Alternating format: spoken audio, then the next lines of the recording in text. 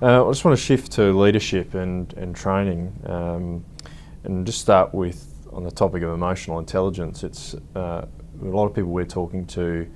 There's a lot of challenges in workplaces that relate to people learning to manage their emotions and lead as a leader with strong emotional intelligence. I just wondered, what has your awareness of emotional intelligence assisted you as a leader, if you think back over the time? Yes, and I can say the roots of that are in my three sisters. Understanding the other side of the other gender has been, they provided, I think, a lot of guidance in that space. But the people that I've come into contact with, through my time in the Wildcats, being around male-dominated teams, for instance, is pretty easy. When you think about, we're not that smart, taking it one game at a time, and all that sort of stuff. When you get outside of that and you look at the workplace and what that means, and having emotional intelligence to understand the other gender, etc., is a key part to the 21st century workforce. And certainly being a huge, a big advocate that the female element of our workforce is underdone, underappreciated. And certainly that is changing too, and it's great, and it's not coming fast enough.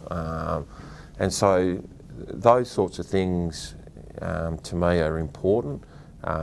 Those leadership elements that provide advocacy to those situations. When I was first presented with my first employee at the Wildcats, I was pregnant, and she was she was my best employee.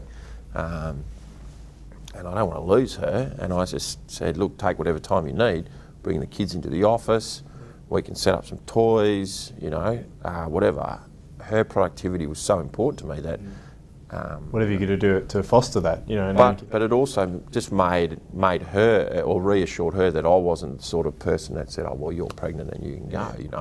In fact, I was quite happy with that, because having had children myself and all that sort of stuff, you understand, to get the balance right, to get the best out of people, they've got to be balanced. Yeah.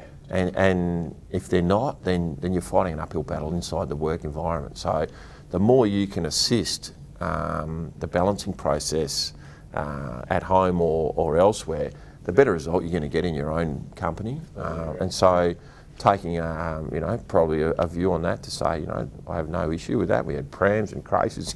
we had a little nursery set up at the end of the day, but it worked perfectly. And again, it was also about mutual respect that that I was comfortable with that, and it was about, because I knew that this particular lady was valuable. Yeah. And her name's Amy. Amy. Right. I wanted to just ask you a question about training. I mean, training is synonymous with being a professional athlete. You train, you get ready for game day, and that cycle continues. Yeah. I'm just curious how that has transpired into your work now as a CEO. Well, I think the training element, again, comes more into play when you're looking at recruiting people. So the whatever regime they've come from, and let me make a Wildcat analogy. We used to recruit people that had particular talent set, but came from programs that we knew that were, solid coaching, solid background. Yeah. Chemistry for us was a lot more important than points per game, because at the end of the day we had this collective view that we needed to have. Sounds a little bit cliche, but we wanted a championship team, not a team of champions. And so making sure that all those puzzle pieces fit together was, again, part of the captaincy and part of how we recruited going forward. So in today's workforce organisations, I think when you're recruiting people, it's really important that you understand who they are as people. There's 1,000,001 psych tests around, but I think at the end of the day too, just having that to me, what I call resonant DNA with people, is how I end up choosing people, because they may be the most qualified people in the world, but if they can't coexist, if the culture's not a match on the culture, it makes it difficult. And I think, again, that's a part that has certainly emerged a lot in the last 10 years, but it's so important. It is, And again, for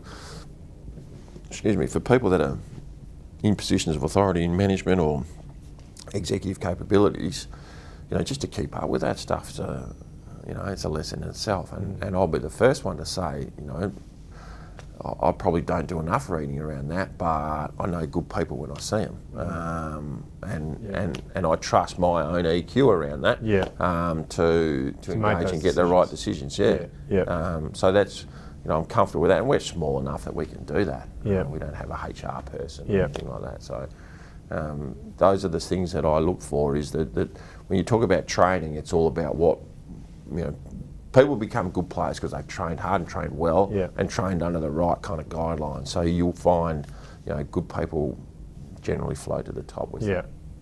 I often find it interesting that analogy around training from a sport perspective is so important. It's embraced and it's in the Australian culture. It's a massive part of the Australian culture.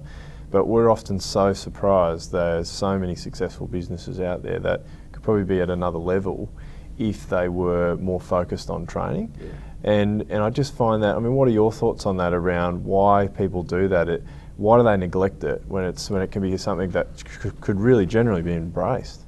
Well, I think, and again, it's almost like occasionally you need that third party, call it extraterrestrial if you like, but to educate people about, do you know that if you just did this, you could get a much better outcome. And most people, again, if they're in business, that's how I used to do it, that's how the bloke that was there before them used to do it, they're not always thinking outside the box. So training is sort of the thing that you look at when you go, well, I've got good people here, but if I could upskill them a little bit more, I could make 1 and 1 equal 3. And so the training element becomes important to many organisations. That, again, and I think it's going to become even more important as the fluidity of people move around. You're going to want to capture people and grow them into, better employees and better people over time. And they quite appreciate it too, that, their boss or their direct report is keeping an eye on them and say, well, why don't you go and do this course, or a bit of PD goes a long way for, keeping a harmonious environment together, because at the end of the day, if you're not moving forward, you're not improving, you will get left behind. When you were a player, a captain, owner, when you were during that recruitment process, and you're saying that culture is a big part of it, was it also understanding where some of their weaknesses were to help in trying to enhance that? And again, it's whether or not you can change those weaknesses. So, basketball's got a funny saying that says you can't coach height. 7 footers a 7 footer.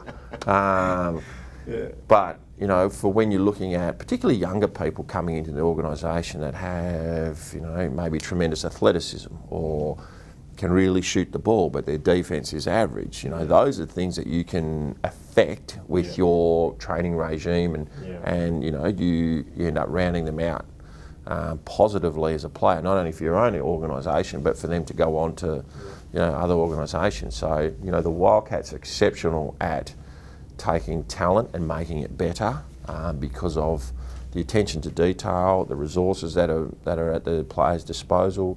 So recruiting here is not difficult anymore because we've got the best stadium, we've got the best facilities, we've got the processes, the structures, and that didn't happen overnight. So that's 20 years in the making. And again, without being facetious, we outperform people because we're programmed that way, and that's just a fact of life.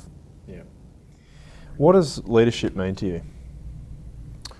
Well, that's a very broad question. Well, leadership to me has always been, I've always been a natural leader from a kid onwards. I've captained every team I've ever been on. I've been fortunate to be given positions of responsibility either because I showed some, maturity at a certain age, or had an ability to unite people, or understood the differences in people better than others. So I've been given those roles throughout my career. And leadership for me is about understanding that role and how to be a leader to a particular group of people.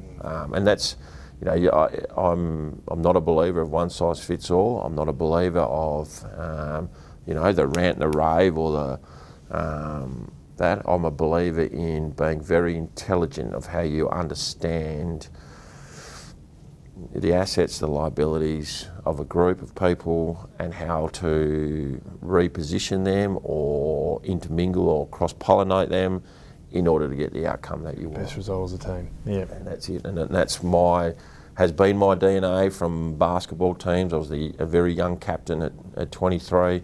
And so learning those elements from really key people as well, I always felt like those were, again, the people that resonated with me were the people that had that viewpoint. Warren Jones, Kerry Stokes, those people that these are great people. They don't become great by accident. They become great because they've got something and figured something out that other people couldn't do. And I was privileged to be around those people in very formative years of my life. So what would you say to someone that aspires to be in a leadership role in the future? Is there anything that you would recommend that they focus on? I think one of the key, tectonic blocks that you would need as an individual is to understand who you are, what you do well, what you do poorly, and make sure that you are complementing your weakness with people that have those strengths. And mine is, I'm very macro, strategic, but the detail stuff, there's an analytical person here who's going to deal with that. Exactly right. And that's how I've figured out that that's where I perform the best. It's where my time is best utilised. So, knowing who you are and what you are, what type of leader you are, is helpful. And if you don't know that, go and ask. Get other people's opinions. Exactly. And you'll then either get a reality check that you're not quite ready, and you may need to do some more training, or you may need to do this, you may need to do that. But the bottom line is you'll get at least a marker of where you are. So if you're mapping yourself, you go, right, if it's in a quadrant scenario, you can figure out where you are and where you want to be, and engineer a pathway that way. That's some great, awesome tips there.